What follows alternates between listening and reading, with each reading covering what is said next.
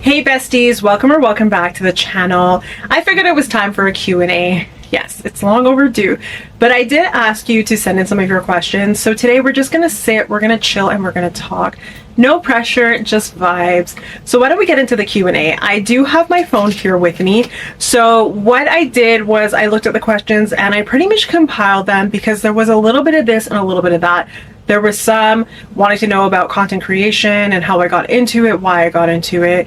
There were one question in particular about uni and meal prepping and beauty. So a lot of you asked questions that pertained to what it is that I share here. So I'm gonna go ahead with the first one. It says, what made you start with Tracy? I know, that's loaded, and my journey in content creation had started about 5 years ago. So I'm really sorry. We're probably going to hear bits of whining. That's my dog, Henny, for those of you who are new here. But anyway, so what made me start with Tracy EE? I started my journey into content in a wellness space, and originally I had a different name. So I had changed my name because I wanted it to encompass more facets of what I am about. I don't only enjoy or share wellness, and I wanted that to be a reflection of me. So that's why I started with Tracy. And then for YouTube, I wanted to create a space that basically I could share those different facets. Because I was so locked into a wellness space on Insta, it was very hard for me to start sharing things outside of that because that content doesn't necessarily resonate with my audience. What inspired me to start my YouTube channel, and how did I decide the vibe of my channel? So I've already said it, I always wanted a space where I could share different facets of myself. I'm really afraid Henny's gonna pop out of court. I think we're gonna lean with it and we're gonna rock with it. If we have technical issues, you know why. So sorry, the question was, what inspired me to start my YouTube channel and how did I decide the vibe of my channel? So again, I had already said I wanted to share different facets of my life. I really love cooking, I love beauty, I love DIY projects and all of those things, but short form content, I didn't see a way that I could segue that with how I was already producing content. So I decided to create a YouTube channel. Friends were really the encouragement for me in that. I had one friend in particular who really encouraged me to do it because I had vlogged my trip to Grenada. I had done it and I just didn't post it. And then one day I was going through my phone and I was looking at it and I said, gee, I had a really good trip and I had planned to post it, and they just told me to go ahead. And I actually started YouTube doing a lot of short form content because at the time YouTube Shorts had came around, and I just started sharing those on there. And then finally the vlog of me going to Grenada was essentially what got me into it and got me going into starting it. Now the vibe for my channel, I didn't decide to niche down, and that could be a good thing or a bad thing. The reason I didn't niche down is, again, I didn't want to be tied down to, okay, this is just a space where I'm going to meal prep and that's going to be that. I have many layers to myself, so I wanted to share those layers. And again, it could be a good thing or a bad thing that I didn't niche down, but I don't have any regrets, and I truly am happy with the avenue that I went to do that. Do I plan my content or do I go with the flow? So if I'm being completely honest, it's a little bit of both. Sit down videos that I'm, for instance, doing now, there was some thought that was put into it. I plan it. If I do a what's in my bag, I have an idea of how I want the video to go, and of course I'm gonna plan that out. Now, cooking videos, similarly, I will plan it out. I have my recipe, I have it in my mind what I want to cook and how I'm gonna show that. Vlogs, I have an idea of what I want to show, but essentially I just take the camera with me and I go, and I don't plan that because I like the spontaneity of it. And vlogging, again, it's one of those things where you kind of don't want to plan every moment out because then it's not really intriguing, in my opinion. Like, I want something spontaneous to occur, or I want to capture something that I didn't necessarily think I was going to capture. How do I balance filming and real life? Honestly, I'm still figuring it out, and the reason I say that is because life is meant to be enjoyed, and your friends and family don't always want to see a camera, or they don't always want you shooting that moment. I have a really great support system, so when I do go out to eat and I want my foodie content, everybody knows, do not touch the plate because Tracy needs to do her thing. But again, I want to enjoy those moments. So I'm juggling it and I'm balancing it. And what I tend to do is I leave the camera at home. If I know that it's a moment that I don't want to capture and I want to be in that moment, I leave the camera at home. Or if I'm vlogging and there's something that happens to be occurring, I leave the camera and I just say, you know what? I'm going to live in those moments because I still want to be able to cherish my life, and I don't want it to be, okay, well, every moment is capturing that highlight. So yeah, I think I narrowed that down. What's one thing that I've learned from doing YouTube? Now, I've learned a lot of things, but something that I've really learned is the art of patience, because not everything is going to go how you planned it, and technology is not your best friend. So there are times when I will upload a video, or I'm trying to upload a video and it's stuck in the upload queue. I go and I re-upload it and the same thing happens. So sometimes I will have to then download the file again from my computer, try and re-upload it. Sometimes there's copyright issues, so you'll think a song is cleared, or you've only used a certain amount of the song, or you've even dubbed it and you've tried playing around with the levels and still something happens. So I've just really learned the art of patience and just trusting the process. Again, something consistency over perfection. And I know in the last couple months I haven't really been that consistent. Mind you, I have been on short forms, but longer form I haven't really been consistent. And that's where I play like devil's advocate with myself, because I'm still showing up, I'm still being consistent, it's just in a different format. So I've learned patience and consistency over perfection, and honestly just going with the flow sometimes, and you know, letting things happen the way that they're meant to happen. Do you get nervous filming in public? At first I was super nervous about it. It is intimidating having a camera, talking to a camera, being out in public, holding that camera and people looking at you. I will guarantee you it seems very intimidating.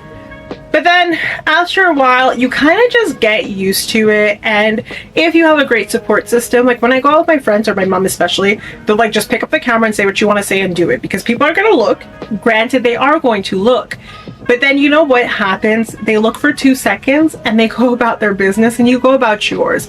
So I just say, honestly, get comfortable with doing it. Get comfortable with knowing that people are going to look, but essentially they're just going to look away. And I think the biggest hurdle is navigating filming in public spaces. I don't necessarily get nervous anymore holding the camera and talking to it, but it's just not everybody wants to be on camera, and you have to respect people's privacy. You also have to respect the privacy of businesses and things like that. So am I nervous now? Not really, not anymore, because I mean, I have a really good support system who jumps in when I need them to. Right, so we're gonna segue away from the content. Henny is gonna come up. You're probably not gonna see, oh, you'll see the bop of his head, but advice for someone just finishing uni and feeling lost.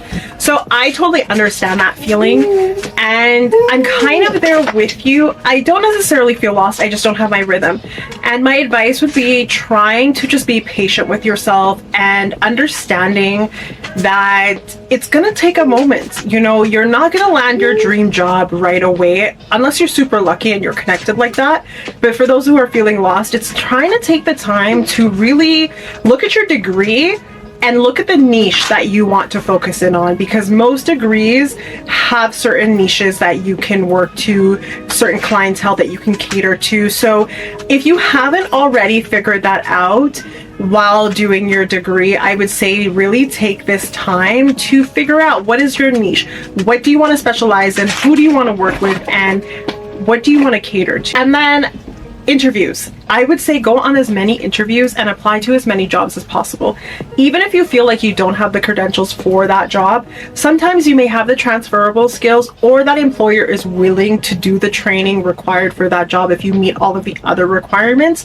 And I stress going on as many interviews. One, because if you're not comfortable doing them already, then it'll give you the skills that you need to nail your interviews, because you'll get more comfortable with it. You'll be able to anticipate the questions questions, navigate that better.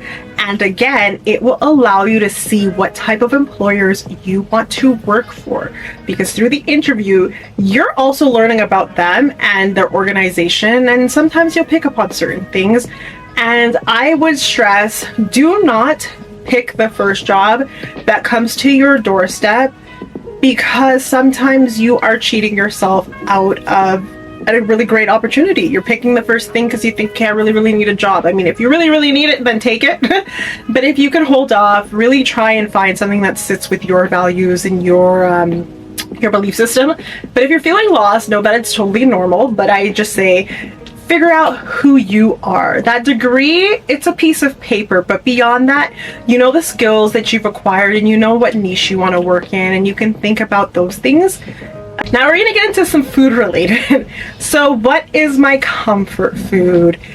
Honestly, if I'm being completely honest, this is tough for me because I don't think I have a comfort food, so to speak, anymore. I am a foodie, and ever since transitioning to my wellness journey, it's been really hard because I've given up certain things that I don't necessarily enjoy. And when I say give up, I mean I've lost the taste for them. But anything comfort, I would say sweets. I have a really big sweet tooth, so give me a really good cookie and I think I'll be all right.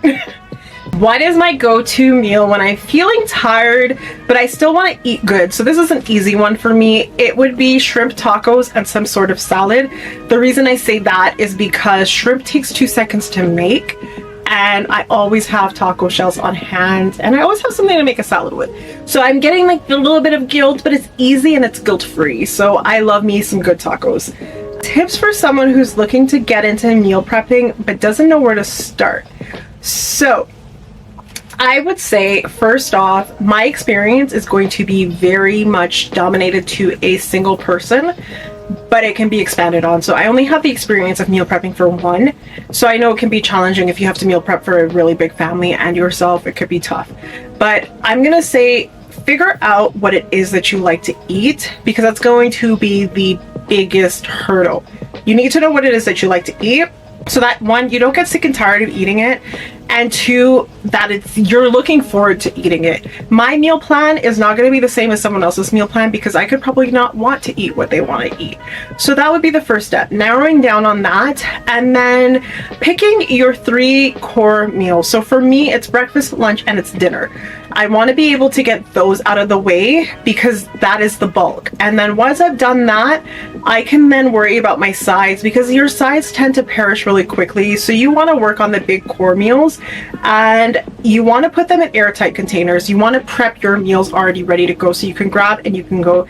The point of meal prepping is to simplify your life, and it's also to help you stay on a routine. So once they're prepped and they're ready to go and they're put in containers, they're containerized. Once they're done in that sense, it's just easier. So I like to stick to 2 proteins because then I can alternate throughout the week. Clean as you go is going to be your biggest lifesaver. I hear all of the time from people who say to me, meal prepping it's so task oriented, it's so long. Yes, but you have to work smarter, not harder. So I'm always cleaning as I'm going. I try my best to utilize everything in the same spot. So if I'm using the oven, which 9 times out of 10 I am, because anybody who knows me, they know egg bites are a staple in my meal prep. So I'm using the oven. So basically I'm going to cook meals that I can then use the oven for. I don't have to worry about pots and pans and everything else. And then if I'm doing pots and pans still cooking, I make sure that it's either a 1-pot recipe or I can reuse that pot. So I've cooked my protein in it, I can then cook my veg in it. It's just, you got to work smarter and not harder in the kitchen. And then my final tip would be to play around with foods. Take recipes, tweak them, make them your own. Have fun with meal prepping. It shouldn't be a chore. It should be something that you look forward to. It should be something that, you know, you really want to eat. And I did say that was my final tip, but no. My next one is going to be, I hear people say to me all the time, how do you eat the same thing over and over and over again? Do you not get sick and tired of it? Well, I don't, because I make 2 proteins. And then what I do is I find creative ways to cook my food or plate my food in a way that I won't get tired of it. So you have to trick your mind sometimes. And how do I stay accountable on my wellness journey? So I track my food using the Weight Watchers app. I used to be an ambassador for Weight Watchers, and I still am on the program. And when I say program, I mean I track my food religiously in the app. But I follow a plan that works for me. And it works because I believe in moderation. So that was the biggest thing for me. I'm a foodie. I say that all the time. I have foodie content related. So I needed something that I could say, okay, you know what? That's not off limits. I need to be able to moderate my food, because I don't believe in saying you can't have that.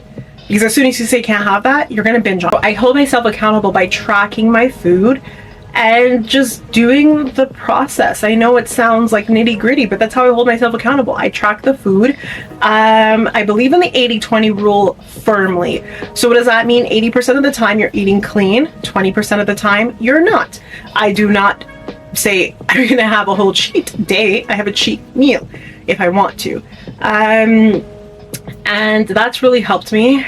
And I believe in surrounding yourself with like-minded people. So either people who are on the same journey as you, who are healthy, health conscious, that's really going to hold you accountable. And even if you're not, you still need to be able to hold yourself accountable and know, okay, the reasons why you're doing this and why it's your lifestyle and it's your choices. And another thing is to move. Find movement that really agrees with you. So I love to run and I love to walk, and I resistance train. I mean, I'm still battling with picking up those weights, but it's finding movement that essentially really works for you. And for me, that's my moment for self-care. It's my moment to check in. I also treat it as an appointment. I allot an hour and a half or 2 hours daily that are for me. It's like a doctor's appointment. Would you miss your doctor's appointment? I mean, if you really had to reschedule, you would. So I treat it the same way. I say to myself, I'm going to work out for this amount of time at this time of day. If something happens, I just finesse it into my day at an alternative time.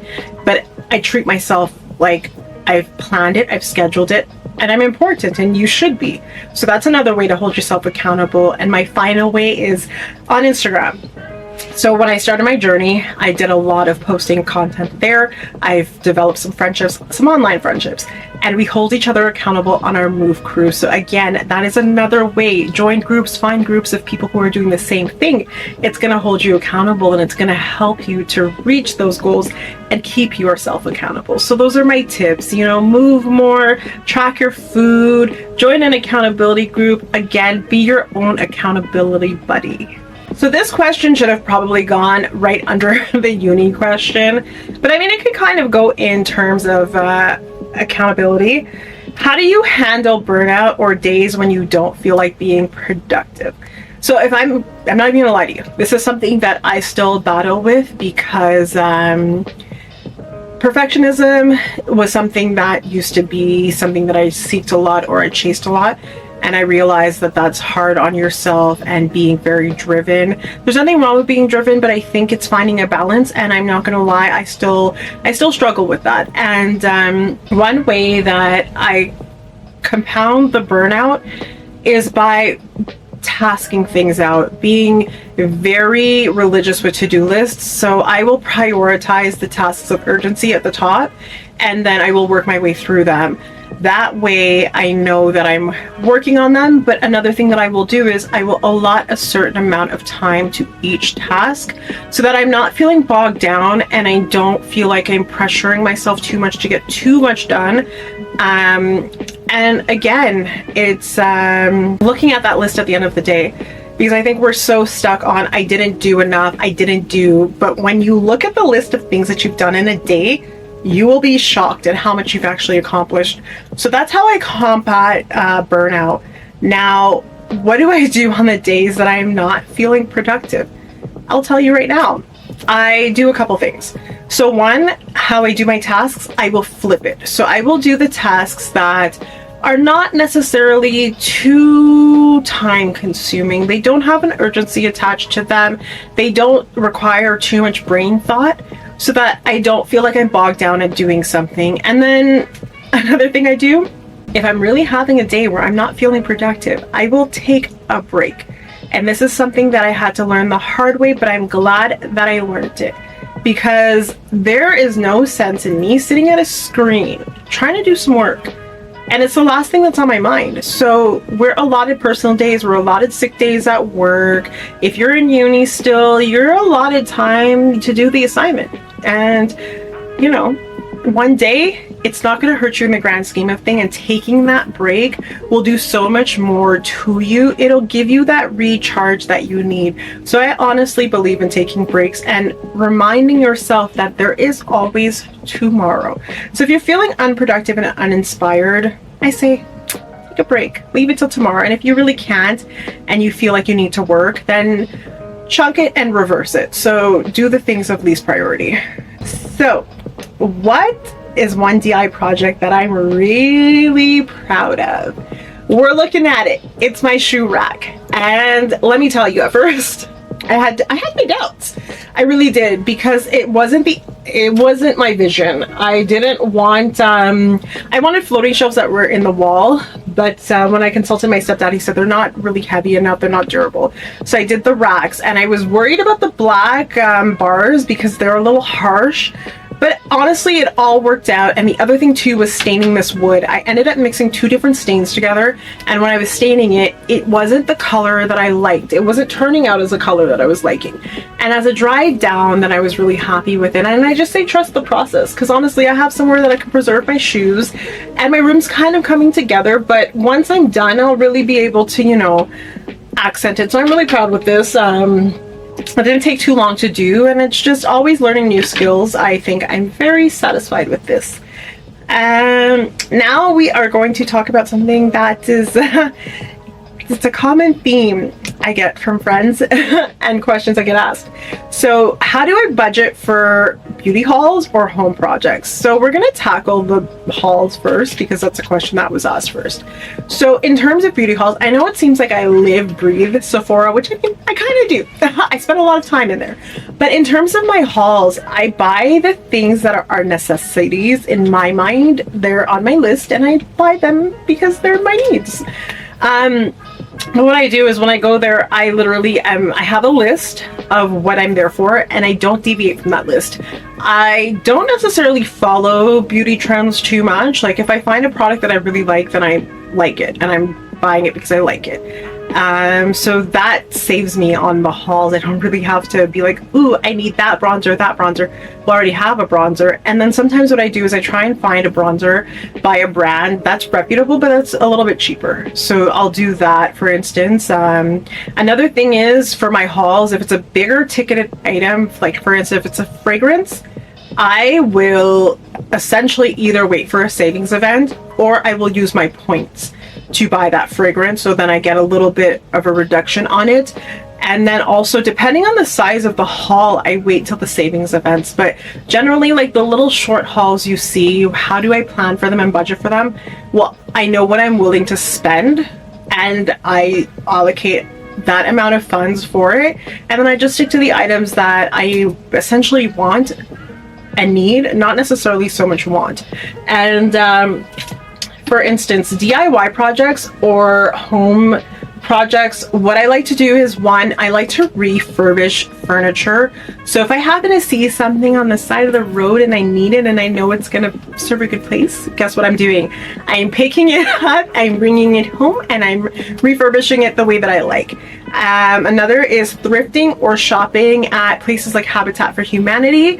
It saves you so much. I ended up buying a dresser for my room recently. It is a black dresser from IKEA, and I got it for $60. I know that this dresser retails for $150. So that's a way that I save for home improvements or room improvements. And then for the shoe rack, what I did was I priced my wood at different stores.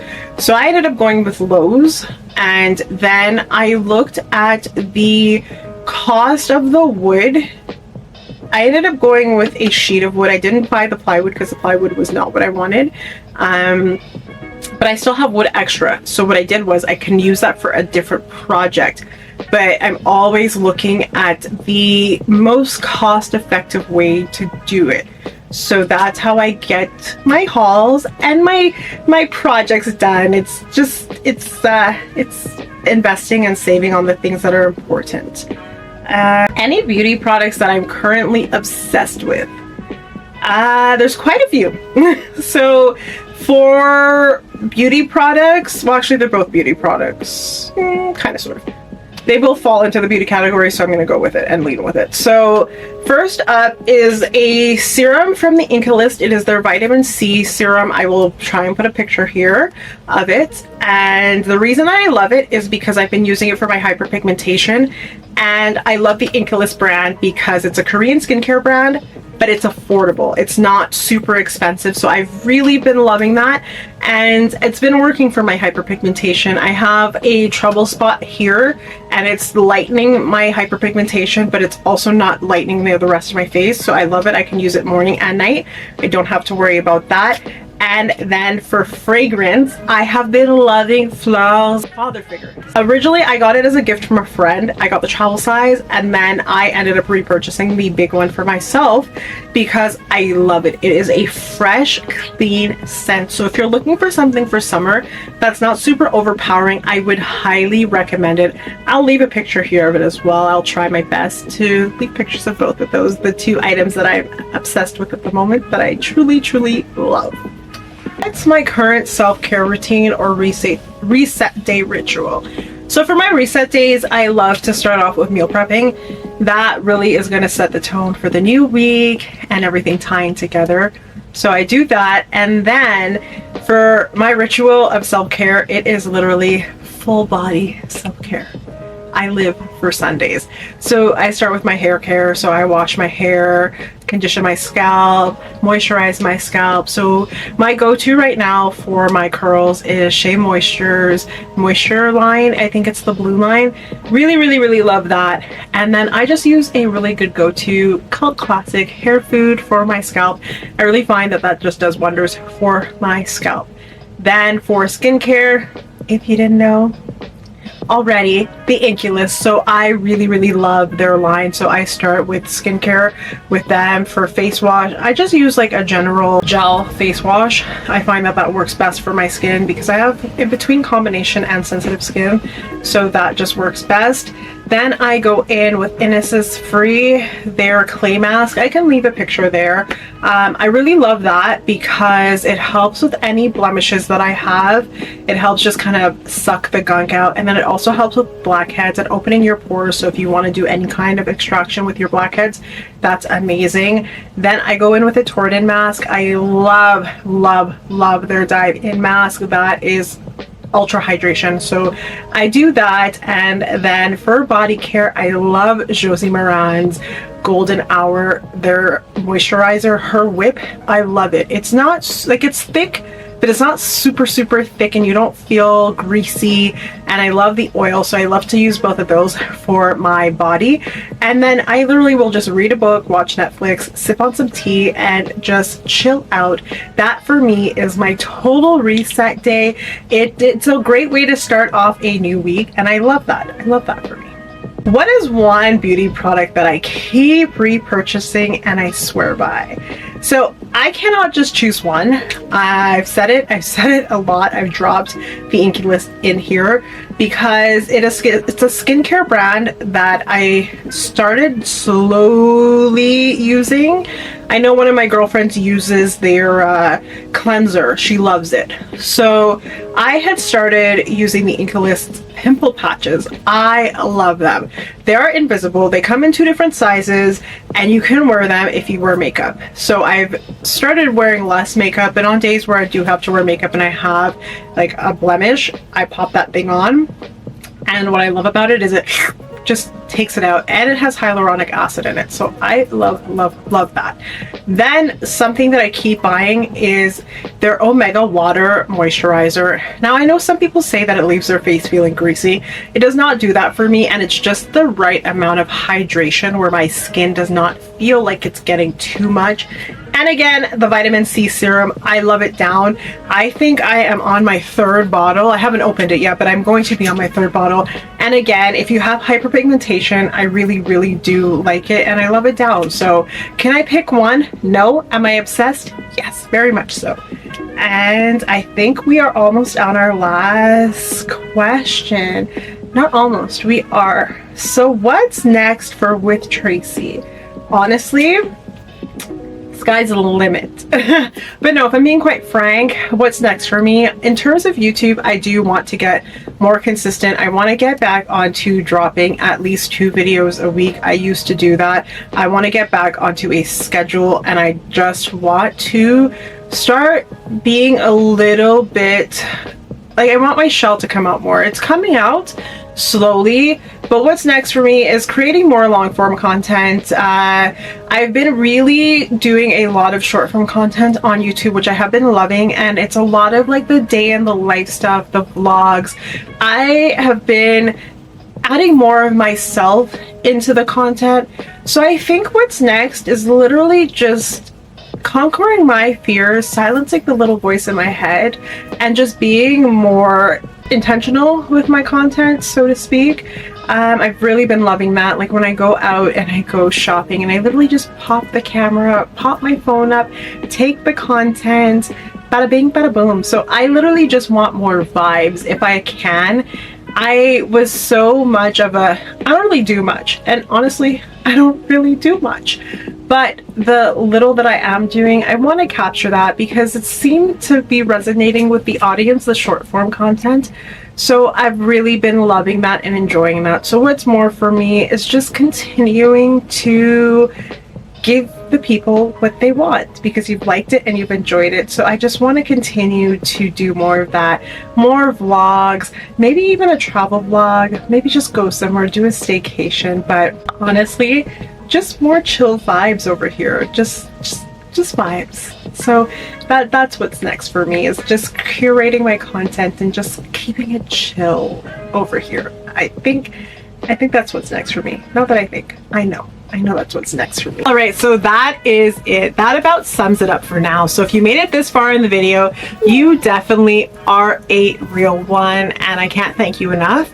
And I would love it if you left me a comment to let me know if you enjoyed this video. Do you want more of a Q&A? Do you want another Q&A? Is there something that you would like to see here? So again, like, comment, share, subscribe, do all of the things, no pressure. And I will see you guys later, and I'll catch you in the next video. Bye guys.